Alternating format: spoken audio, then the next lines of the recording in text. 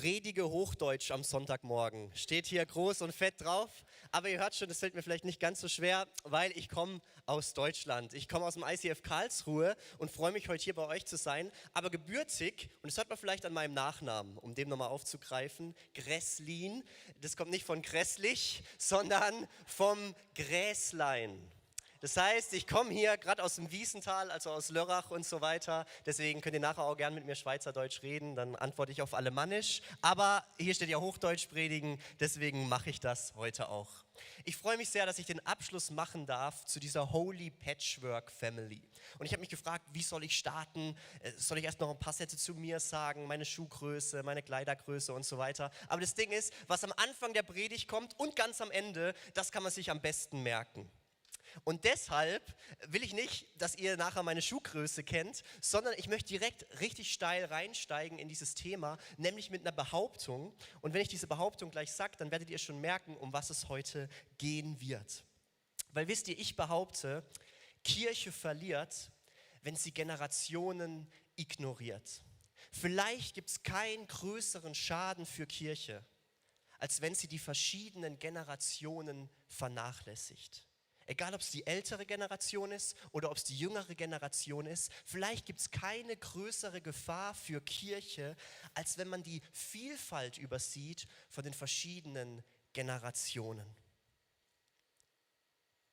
Und ich glaube, dass Kirche früher oder später eher tatsächlich aussterben wird, wenn wir irgendwie die Generationen vernachlässigen.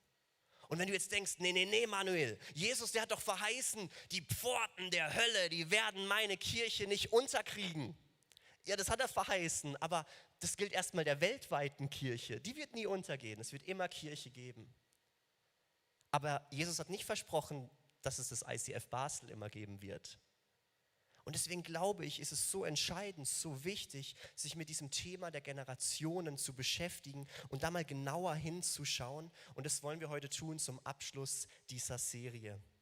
Und eigentlich ist dieses Generationenthema ja schnell erzählt. Es ist eigentlich schnell gepredigt. Man kann es einfach in 2 Wörtern zusammenfassen, oder Generation United oder Better Together, und dann ist eigentlich schon alles gesagt. Weil wir ja an einen Gott glauben, der Generationen, sind auch wir darauf angelegt, dass wir generationsübergreifend Kirche bauen. Und wenn wir das machen, dann wird Kirche bestmöglich gedeihen, wachsen und sich bestmöglich entfalten. Und eigentlich ist damit alles gesagt, aber ich glaube, dass es sich trotzdem lohnt, heute mal um dieses Thema der Generationen zu kreisen. Da mal genauer hinzuschauen.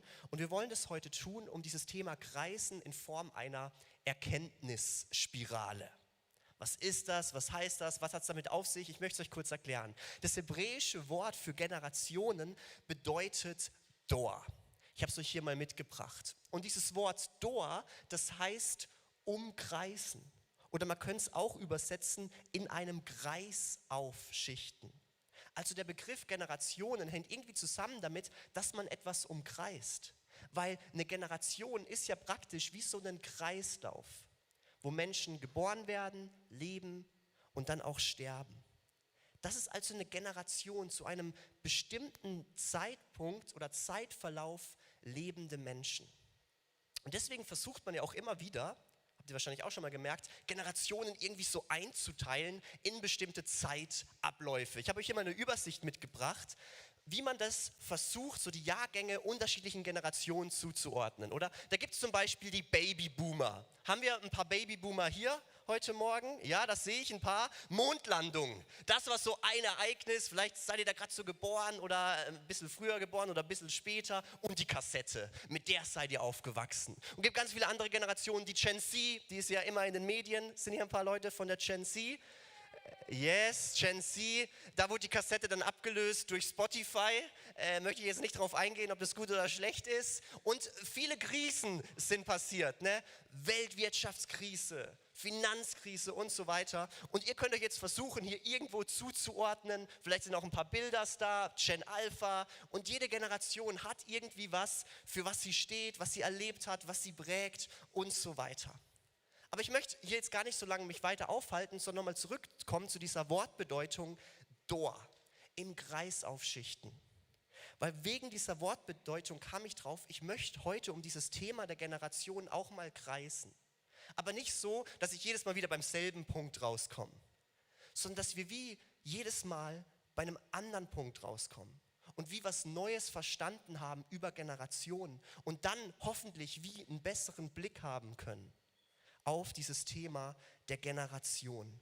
Wir wollen also dieses Thema heute umkreisen, mit dieser Erkenntnisspirale immer ein Stück mehr verstehen und am Ende hoffentlich nicht nur verstehen, sondern auch im Herzen erleben, warum es keinen größeren Segen gibt für Kirche, als wenn alle Generationen da sind und alle Generationen mitmachen. Und ich möchte starten, der Ausgangspunkt dieses Umrundens ist für mich die Tatsache, dass wir Christenmenschen an einen Gott der Generationen glauben. Wir glauben an einen Generationengott. Viele von euch kennen ja die Berufungsszene von Mose. Da wird Mose berufen an diesem brennenden, aber nicht verbrennenden Dornbusch. Und für viele Christen und Juden ist die Szene deshalb so bedeutsam. Ja, da wird Mose dann nach Ägypten geschickt, soll das Volk befreien aus der Sklaverei, das Volk Israel. Aber die Szene ist oft deshalb so bedeutsam, weil Gott offenbart da seinen Namen. Oder ich bin Jahwe. Oder man weiß gar nicht so genau, wie man diesen Gottesnamen eigentlich auch ausspricht. Und Juden sprechen ihn deshalb auch gar nicht aus. Und ich bin nochmal über diese Szene drüber und habe dann gemerkt, ja, Moment mal, bevor diese Selbstvorstellung Gottes kommt als Jahwe, stellt Gott sich davor und danach nochmal vor. Weil er sagt da zu Mose, ich bin der Gott deiner Väter, der Gott Abrahams, Isaaks und Jakobs. Und dann kommt, ja, ich bin eben dieser Jahwe. Und direkt danach sagt Gott wieder, das sollst du den Israeliten sagen. Der Herr hat mich zu euch geschickt, der Gott eurer Väter, Abraham, Isaak und Jakob. So heiße ich schon immer und so will ich bei all ihren Nachkommen genannt werden. Gott beschreibt sich hier gleich zweimal als Gott der Generation. Und ich glaube, zwei Dinge sind dabei entscheidend und wichtig. Das erste, Gott definiert sich hier durch Beziehung. Er zeigt sich hier als ein Gott, der Beziehung haben möchte zu verschiedenen Generationen. Weil hier Abraham, Isaak, Jakob, das ist ja Vater, Sohn, Enkelsohn. Gott möchte Beziehung zu allen Generationen. Und ich finde es bemerkenswert, dass Gott sich hier so vorstellt. Weil Gott hätte ja auch sagen können, hey Mose, ich bin der Allmächtige. Ich bin der Allwissende. Ich bin der Heilige. Aber Gott sagt, ich bin der Gott von Abraham, Isaak und Jakob. Und ist es nicht genial? Gott stellt sich vor als ein Beziehungsgott. Als ein Gott, der mit allen Generationen Beziehung haben will, mit alt und jung. Und deswegen beruft er hier einen Mose mit 80 Jahren. Aber an anderer Stelle beruft er auch eine Maria mit 13, 14 Jahren oder wie alt sie war. Gott würdigt alle Generationen. Er beruft einen Abraham, schon ein alter Opa, nur hatte keine Enkelkinder und kein Kind. Aber er beruft gleichzeitig auch die Jünger, so die jungen, wilden Teenager, so die Gen Z, die Gen Alpha, die beruft er auch. Gott will Beziehung zu allen Generationen. Und das Zweite, was wir hier sehen, Gott definiert sich auch durch Zeit. Genauer gesagt, durch seine zeitüberdauernde Treue, die Gott hat zu allen Generationen. Und hier kommt auch nochmal der Jahwe-Name ins Spiel. Man weiß gar nicht so genau, wie man den eigentlich übersetzt. Weil man kann es übersetzen mit ich war, man kann aber auch sagen ich bin und Jahwe kann aber auch bedeuten ich werde sein. Und wenn ich jetzt diesen Jahwe-Name kombiniere mit diesem ich bin der Gott von Abraham, Isaak und Jakob, dann zeigt sich, Gott ist allen Generationen gleich treu. Und er steht allen Generationen, Abraham, Isaak, Jakob, allen Generationen bis heute gleich treu zur Seite. Mit allen Herausforderungen, mit allem, was ist. Und das lesen wir auch in den Psalmen. Du gibst uns Zeichen deiner Güte her. Davon will ich für immer singen. Mein Mund soll deine Treue verkünden von Generation zu Generation. Wir glauben an einen Gott der Generationen, der Beziehung haben will mit allen Generationen und der allen Generationen gleich treu ist. Und wisst ihr, ich glaube, weil Gott so ist, sollen auch wir als seine Ebenbilder so sein. Gott wünscht sich nichts mehr, dass wir sein Reich bauen, seine Kirche bauen, im Miteinander der Generationen, wo wir alle Generationen wertschätzen, wo jede Generation ihren Platz hat in dieser Kirche. Und genau das gilt auch hier fürs ICF Basel. Und es ist auch Matthias, ich habe auch mit ihm schon drüber gesprochen, so wichtig. Jede Generation hat hier ihren Platz. In der griechischen Mythologie, da gibt es die Geschichte vom Gott Kronos. Ich habe euch hier mal ein Bild mitgebracht von ihm, so ungefähr soll der aussehen. Und dieser Kronos, der hatte eigentlich eine sehr leichte, aber eine sehr machtvolle Aufgabe. Er war nämlich der Herrscher dieser Welt. Er sollte also diese Welt regieren, herrschen, aber er hatte vor einer Sache Angst, weil er hatte so ein paar Kinder und er hatte Angst, die könnten ihm ja eines Tages den Thron streitig machen. Und deswegen dachte er, die müssen weg. Ich muss die töten.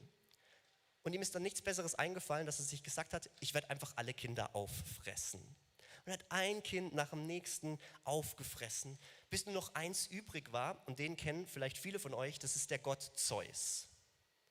Aber die Mutter von Zeus, die hat sich eine List überlegt. Sie dachte sich, ich gebe doch meinem Mann jetzt nicht auch noch mein letztes Kind. Nee, ich wickel einen Stein in Windeln und gebe den ihm zu fressen, damit er denkt, jetzt ist es auch weg und er fühlt sich wieder sicher. Aber dieser Zeus, den hat sie versteckt in einer Höhle und dort ist er aufgewachsen in aller Ruhe, in allem Frieden und alles war gut. Und dieser Zeus wird immer stärker, immer mächtiger und dann eines Tages kam er plötzlich raus aus der Höhle und hat sich seinem Vater gestellt. Und dann kam dieses episches Battle, wo es abging hin und her und dann kam das vermeintliche Happy End. Zeus hat gewonnen, hat seinen Vater getötet, der musste plötzlich alle Kinder wieder ausspucken. Die haben noch gelebt, ich weiß nicht, wie das ging, 20 Jahre oder länger, aber ist halt so. Und Zeus wurde der neue Weltherrscher mit seinen Brüdern Poseidon und wie sie alle heißen, als Kollegen. Und das ist die Geschichte. Und ich finde die Geschichte irgendwie bezeichnend, dass vielleicht aus dem Miteinander der Generation auch sehr schnell ein Nebeneinander und ein Gegeneinander werden kann. Aus diesem Generationen-Gott, also nicht Kronos, sondern unser Gott, ja, da kann auch sehr schnell ein Generationen-Zoff werden. Und das ist mein nächster Punkt in dieser Erkenntnisspirale. Oft passiert ein Zoff zwischen den Generationen, der sich abspielt in der Gesellschaft, in der Familie, in der Kirche, zwischen alt und jung. Und vielleicht gibt es sogar keine sicherere Konstante in unserer Gesellschaft, also was schon immer war und immer sein wird, dass sich die Alten über die Jungen aufregen. Das gab es schon immer, schon immer. Ich habe euch mal ein paar Zitate mitgebracht. 3000 vor Christus, kein Spaß, die Sumerer. Da lesen wir bereits, die Jugend achtet das Alter nicht mehr, zeigt bewusst ein ungepflegtes Ansehen, sinnt auf Umsturz, zeigt keine Lernbereitschaft und ist ablehnend gegen übernommene Werte.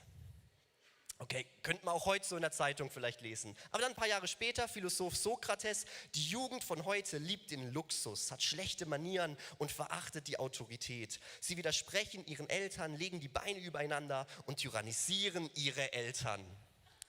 Aber die Christen haben da auch mitgemacht. Der Reformator Melanchthon, der Nachfolger so von Martin Luther, der hat was Ähnliches gesagt. Er sagt, der grenzenlose Mutwille der Jugend ist ein Zeichen, dass der Weltuntergang nahe bevorsteht.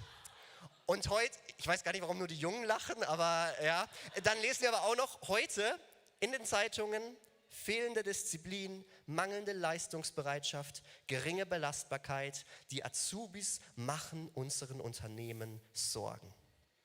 Die Alten regen sich irgendwie über die Jungen auf. Aber ganz ehrlich, wir Jungen regen uns auch oft über die Alten auf. Es gibt so einen spannenden Briefwechsel zwischen einem jungen Mann und dem amerikanischen Schriftsteller Mark Twain. Und der junge Mann fragt diesen Mark Twain, ich verstehe mich nicht mit meinem Vater. Jeden Tag Streit, er ist so rückständig, hat keinen Sinn für moderne Ideen. Was soll ich machen? Ich laufe davon. Und dieser Mark Twain antwortet, Junger Freund, ich kann dich gut verstehen. Als ich 15 Jahre alt war, war mein Vater genauso ungebildet. Er war nicht zum Aushalten, aber habe Geduld mit so alten Leuten. Sie entwickeln sich langsamer. Nach 10 Jahren, als ich 25 war, da hatte er so viel dazugelernt, dass man sich schon ganz vernünftig mit ihm unterhalten konnte. Und was soll ich dir sagen, heute, wo ich 35 Jahre alt bin, ob du es glaubst oder nicht, wenn ich keinen Rat weiß, dann frage ich ganz einfach meinen alten Vater, so können die sich ändern. Ich finde die Antwort von Mark Twain lustig, aber auch irgendwie bemerkenswert. Weil was er hier eigentlich sagt ist, okay, ja, da gibt es diesen Generationszoff zwischen den verschiedenen Generationen. Aber oft zoffen sie sich ja deshalb, weil sie sich nicht verstehen. Sie verstehen sich nicht, weil sie irgendwie so verschieden sind. Und ist ja auch irgendwie logisch, oder? Die einen sind mit Kassette aufgewachsen, die anderen mit Spotify. Die einen haben eben so die Prägung mitbekommen und die anderen eben die. Verschiedene Generationen sind verschieden, sie haben verschiedene Charaktere, verschiedene Mentalitäten, verschiedene Einstellungen mitbekommen, verschiedene Kleiderstile und so weiter. Sie sind verschieden und deshalb verstehen sie sich oft irgendwie nicht richtig. Und was Mark Twain hier eigentlich schreibt ist, hey Leute, es braucht Zeit, um sich verstehen zu lernen. Und ich möchte ergänzen, hey, es braucht gemeinsame Zeit, damit man sich zwischen den Generationen besser versteht. Wenn man gemeinsam unterwegs ist, lernt man sich besser kennen. Und wenn es gut läuft, auch besser lieben. Und ich möchte euch heute fragen und auch herausfordern, hey, bist du eigentlich schon unterwegs mit einer jüngeren oder älteren Generation? Arbeitest du irgendwie zusammen? Bist du gemeinsam am Projekte verwirklichen mit einer jüngeren Generation oder eben auch mit einer älteren Generation? Bist du schon am Verstehen lernen oder zoffst du noch? Wisst ihr, ich finde es bemerkenswert, das Alte Testament endet damit, im Propheten Maleachi, dass es davon spricht, dass sich Generationen versöhnen sollen. Im letzten Kapitel der Bibel, da lesen wir, ihr werdet sehen, noch bevor der große und schreckliche Tag kommt, an dem ich Gericht halte, schicke ich den Propheten Elia zu euch. Er wird Eltern und Kinder wieder miteinander versöhnen, damit ich euch und euer Land nicht völlig vernichten muss, wenn ich komme. Das Alte Testament spricht davon, wie Heilung passieren soll und wie auch Frieden passieren wird zwischen den verschiedenen Generationen. Und das Alte Testament endet so und das Neue startet auch mit den Generationen. Weil Matthäus präsentiert uns als erstes Mal eine Generationenabfolge. Plötzlich zeigt er uns diesen Stammbaum der verschiedenen Generationen und er zeigt, hey, wenn dieser Generationenzoff endet, dann werden wir einen Generationensegen erleben, der sich durch alle Generationen durchzieht. Und das ist mein nächster Punkt in dieser Erkenntnisspirale, der Generationensegen. An so vielen Stellen im Alten Testament, da lesen wir davon, wie sich der Segen, aber auch Schuld von der einen Generation auf die nächste überträgt. Es gibt ganz viele Stellen. Und eine davon habe ich uns mitgebracht aus 2. Mose 20. Da lesen wir, denn ich bin der Herr, dein Gott. Ich bin ein eifersüchtiger Gott. Die mir untreu werden, lasse ich nicht davonkommen. Wenn die Väter Schuld auf sich geladen haben, ziehe ich auch die Kinder zur Verantwortung bis zur 3. und 4. Generation. Doch die mich lieben und meine Gebote befolgen, erfahren meine Güte noch in 1000 Generationen. Wir lesen hier davon, dass sich Schuld irgendwie bis in die 4. Generation übertragen kann. Und es ist gar nicht so einfach, was damit gemeint ist, weil das wird kontrovers auch diskutiert im Alten Testament. Ja, da wird Schuld auch irgendwie übertragen. Also man hat ja oft auch irgendwie als Familie, kenne ich zumindest aus meiner Familie, so eine Lieblingssünde. So, was mein Papa schon gemacht hat und ich mache es ja irgendwie genau gleich. Aber das Alte Testament sagt auch, hey, das muss aber nicht so sein. Jede Generation ist auch für sich selbst verantwortlich. Also das Thema Schuld, wie sich das überträgt, gar nicht so einfach. Aber viel spannender ist jetzt hier dieser Segen. Weil der geht nicht nur bis in die 4. Generation, sondern bis in die 1000. Generation. Also praktisch bis ins Unendliche hinein. Er wirkt sich viel nachhaltiger aus. Weil Gottes Segen ist nicht abhängig von menschlichen Fehlern, von menschlichem Versagen. Gottes Segen gilt den verschiedenen Generationen. Oder wie man es auch sagen könnte, hey, von dem, was eine Generation aufgebaut hat mit Gottes Segen, da profitieren noch viele, viele andere davon, weil der Segen Gottes nicht einfach aufhört, sondern weitergeht. Ich war vor kurzem auf einer Stadtführung und habe ein Münster besichtigt. Nicht das hier in Basel, sondern, kannte ich ja schon, in Freiburg. Und ich habe mir das angeschaut und wurde da durchgeführt, habe euch hier ein Bild mitgebracht. Und während der Führung sagt so diese Stadtführerin, hey, habt ihr schon gemerkt, dieses Münster hat ja ganz unterschiedliche Fenster. Da gibt es welche weiter unten, die sind eher sehr spitz und oben, die sind eher ründlicher. Und woran liegt das? Ja, ganz klar, dieses Münster wird über 300 Jahre lang gebaut. Also man hat da angefangen in der Romantik, da war das eben noch hip, irgendwie so spitzere Fenster. Aber dann in der Spätgotik, 300 Jahre später, wurden es plötzlich die runden Fenster. Da haben verschiedene Generationen dran gebaut, verschiedene Stile. Und heute steht da eine Kirche. Da haben verschiedene Generationen dran gebaut. Und wo die eine Generation aufgehört hat, konnte die nächste weitermachen. Und sie haben nicht gegeneinander gebaut, sie haben miteinander gebaut.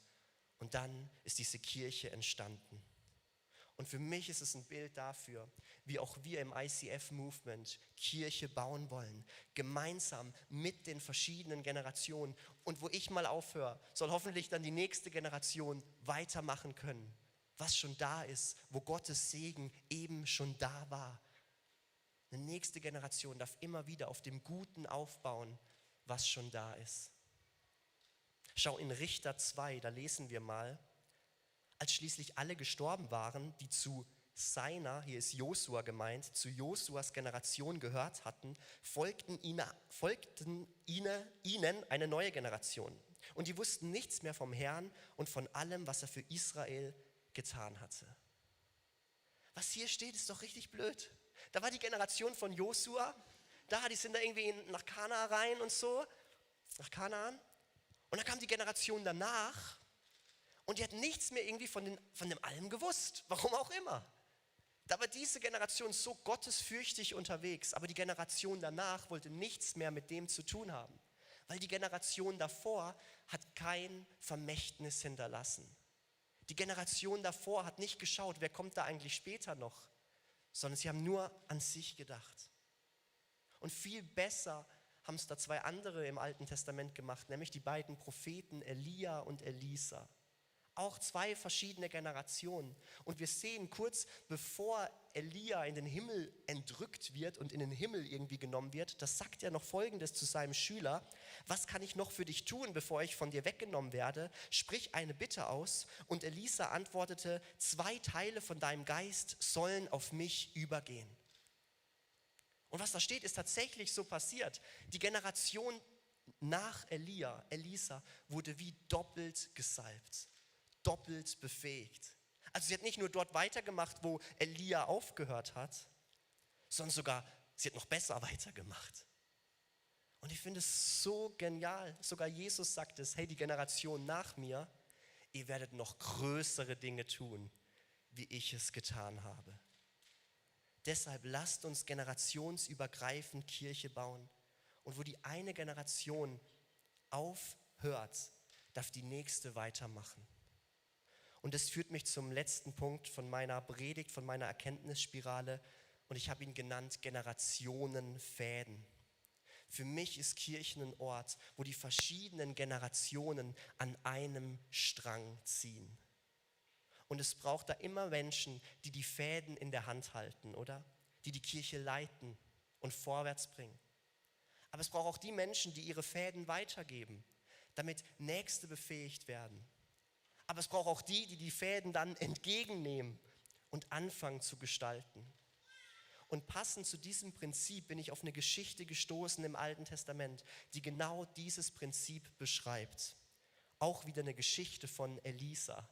Der hat es irgendwie gut gelernt von seinem Vorgänger, dem Elia. Wir lesen in 2. Könige 6. Bei Elisa war eine Gruppe junger Propheten.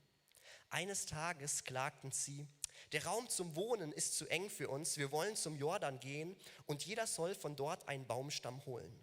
Dann wollen wir für uns eine größere Unterkunft bauen, in der wir zusammen wohnen können. Elisa sagte: Geht nur. Einer aber bat ihn: Geh doch mit deinen Knechten. Und Elisa antwortete: Gut, ich komme mit. Und er ging mit ihnen mit. Und sie kamen zum Jordan und fällten Bäume. Beim Fällen löste sich das Eisen von der Axt und fiel ins Wasser. Da rief einer der Männer laut: Oh nein, mein Herr, die Axt war doch nur geliehen. Der Gottesmann aber sagte: Wo ist sie hingefallen? Da zeigte der Mann ihm die Stelle. Elisa schnitt ein Stück Holz ab, warf es hinein und brachte so das Eisen zum Schwimmen. Dann befahl er: Hol es heraus. Und der Mann streckte seinen Arm heraus und ergriff es. Ich habe die Geschichte irgendwie nicht so gekannt und in Erinnerung gehabt. War irgendwie eine lustige Geschichte. Da ist die Axt irgendwie weg, wirft ein Holz rein, kommt sie plötzlich hoch. Und ist irgendwie eine merkwürdige Geschichte, aber sie sagt ganz viel aus über dieses Miteinander der Generationen. Eben diese 3 Dinge. Da gibt es jemanden, der die Fäden in der Hand hält. Und das ist Elisa. Er leitet da eine Prophetenschule. Er hat also eine jüngere Generation bei sich, die er prägen möchte, die er fördern möchte. So leitet er diese Schule. Er möchte sie prägen. Er hat also richtig so eine Nachwuchsakademie geschaffen, eine Nachwuchsförderung. Und in der Geschichte sehen wir aber auch, wie Elisa Fäden weitergibt. Er möchte nicht eine One-Man-Show abliefern. Er möchte auch nicht krampfhaft sich festhalten wie der Gott Kronos, nee, nur ich, sondern er gibt Fäden weiter. Er sagt seinen Nachfolgern: Hey, ihr könnt auch mitmachen. Er will die nächste Generation empowern. Er will, dass die nächste Generation mitmacht und mitbestimmt. Dass die nächste Generation selbst Verantwortung übernimmt, selbst auch anfängt, Dinge zu gestalten. Wisst ihr, die jüngere Generation, die will nie die alte ersetzen, sondern ergänzen. Es geht nicht darum, dass die Jungen die Alten ersetzen, sondern ergänzen, verstärken, damit Kirche noch besser gebaut werden kann. Und dann sehen wir diese jungen Propheten und sie haben diese Fäden nicht krampfhaft eingefordert. So, jetzt sind wir jung dran, sondern sie haben abgewartet und diese Fäden dankbar entgegengenommen. Und sie haben gemerkt in der Geschichte, der Raum ist irgendwie zu eng. Wir brauchen mehr Raum, wir brauchen mehr Platz, wir müssen auch irgendwie anders was machen. Und sie gehen an den Fluss, aber sie sagen: Wir wollen dich, Elisa, mitnehmen. Wir wollen es gemeinsam mit dir machen.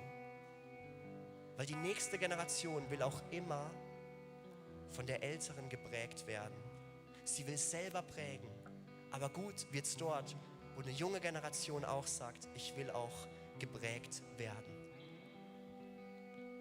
Gemeinsam an einem Faden ziehen, gemeinsam an einem Strang ziehen.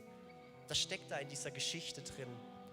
Und das ist auch die Botschaft von mir heute für diese Predigt.